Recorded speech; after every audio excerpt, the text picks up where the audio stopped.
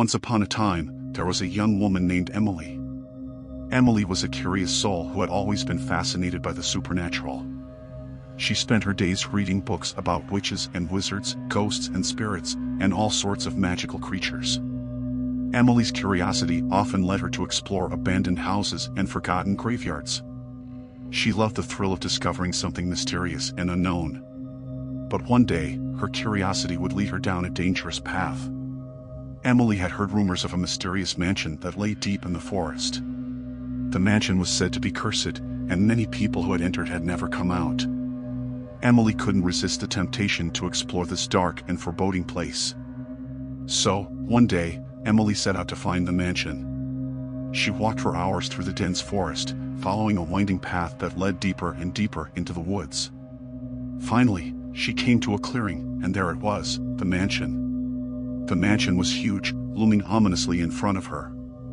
The windows were boarded up, and the doors were rusted shut. Emily hesitated for a moment, but her curiosity got the better of her.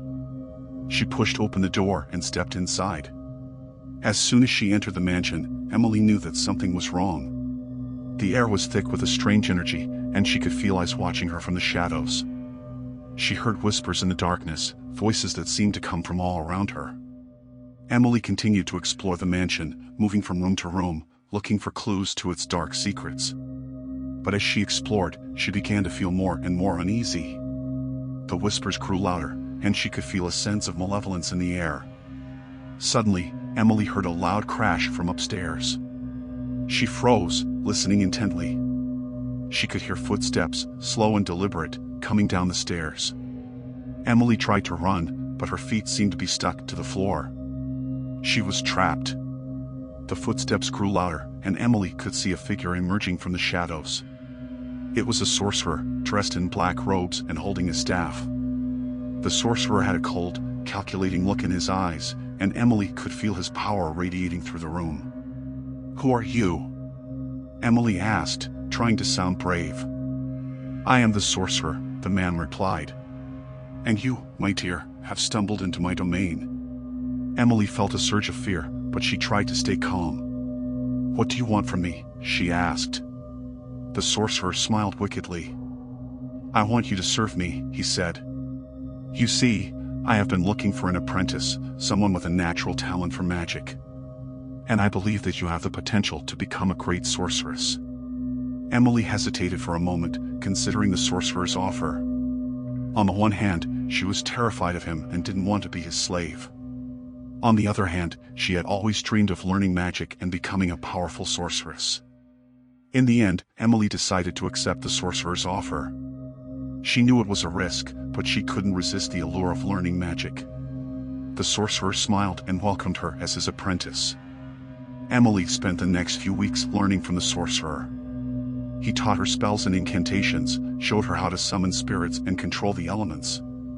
Emily was fascinated by everything she learned and couldn't believe how quickly she was progressing. But as she learned more, Emily began to notice something strange happening to her. She felt a power growing inside her, something dark and unsettling. She tried to ignore it, but it was always there, lurking beneath the surface.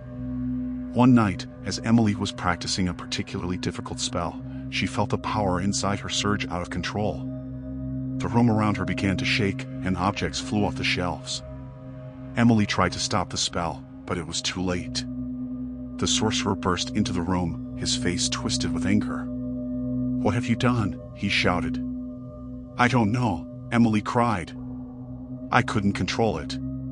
The sorcerer looked at her with a cold, calculating gaze. "You have failed me," he said. "And for that, you must be punished." Emily tried to run, but the sorcerer was too fast. He cast a spell, and Emily felt herself being lifted off the ground. She was thrown against the wall, and everything went black. When Emily woke up, she was in a dark, damp dungeon. Her arms and legs were chained to the wall, and she could feel the cold metal biting into her skin. She tried to use her magic to escape, but she felt weak and powerless. The sorcerer had drained her of all her energy. Days turned into weeks, and Emily was left to rot in the dungeon. She could hear the sorcerer moving about upstairs, cackling with glee at her suffering. Emily knew that she had made a terrible mistake in accepting his offer. She had been blinded by her curiosity and had paid a terrible price. But then, one night, something strange happened. Emily heard a voice in her head, a voice that whispered secrets and promises of power. The voice belonged to a spirit that had been trapped in the mansion for centuries.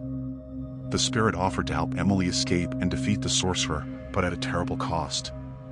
Emily knew that she shouldn't trust the spirit, but she was desperate. She accepted its offer and felt a surge of dark energy flow through her. The chains around her wrists and ankles began to melt, and Emily stood up, feeling stronger than she ever had before. She climbed up the stairs, ready to confront the sorcerer. But as she reached the top of the stairs, she felt something shift inside her. The power she had gained was too much for her to control, and she could feel herself slipping away into darkness. The sorcerer appeared in front of her, his eyes glowing with malevolence. "You thought you could defeat me?" he sneered. "You are nothing but a foolish girl." Emily tried to use her magic, but she couldn't focus. The power inside her was too great, and it was consuming her. The sorcerer cast a spell, and Emily felt a surge of pain. She fell to the ground, writhing in agony. As she lay there, dying, Emily realized the true horror of her situation. She had been so blinded by her curiosity and her desire for power that she had lost sight of what was really important. She had sacrificed everything for her own selfish desires and had paid the ultimate price. And so, Emily died, alone in the cursed mansion, a cautionary tale for all who dared to follow in her footsteps. The sorcerer remained in the mansion, ruling over it with an iron fist, his power unchecked and unchallenged. And the spirit that had promised to help Emily remained trapped, waiting for the next foolish soul to come along and make the same mistake.